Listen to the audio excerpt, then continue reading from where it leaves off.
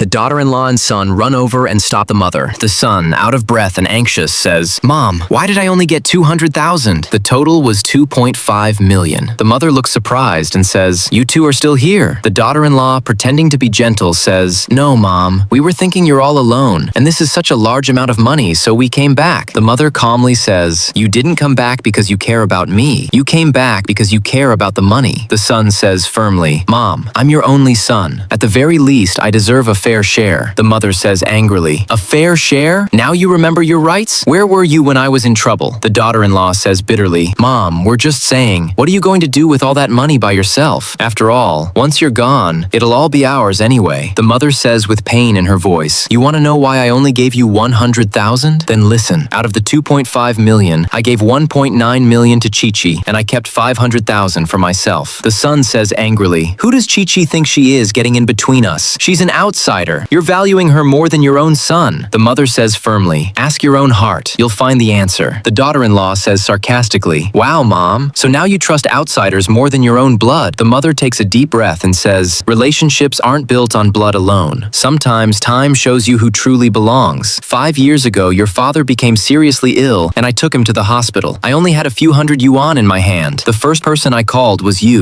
Hearing this, the son lowers his head. The mother continues, more heartbroken, "You said, 'Mom, I'm not doing well financially right now.' I said, 'Your father's life is at stake,' and you hung up on me. That night, the hospital kept asking for payment, and I sat outside the door crying. Then Chi-Chi showed up. She asked me, 'Aunt, how much are you short?' I couldn't even answer, and she took out all her savings and placed it in my hands. After your father was gone, the one who bought me medicine was Chi-Chi. The one who listened to me in my loneliness was Chi-Chi. The one who knocked on my door every holiday was Chi-Chi, and my own son. He only showed up today when he smelled money." The son says defensively, "Mom, things were hard back then. My father-in-law was also sick. I had no choice." The daughter-in-law, trying to hide her embarrassment, says, "Mom, we admit we were wrong, but now we want to make things right. The money should be redistributed." At that moment, Chi-Chi walks in gently and says, "Aunt, are you okay?" The mother feels a sense of comfort as she looks at Chi-Chi. The daughter-in-law says sarcastically, "Yeah, you look so innocent on the outside, but you're pretty calculating underneath." The mother shouts angrily, "Both of you be quiet. You came today for money. If only you had come even once just to see your mother. You want to know why I gave Chi-Chi 1.9 million? 200,000 is what she spent on your father's medical treatment. Another 200,000 is what I gave her as thanks and added interest. And the remaining 1.5 million, I gave it to her in return for her love, care, and loyalty. For years, she took care of me. She's not my daughter, but she fulfilled a daughter's duties better than you ever did as a son. Tell me, doesn't she deserve it?" Message. Chi-Chi proved that real relationships aren't the ones you're born into, but the ones you choose to uphold with your heart.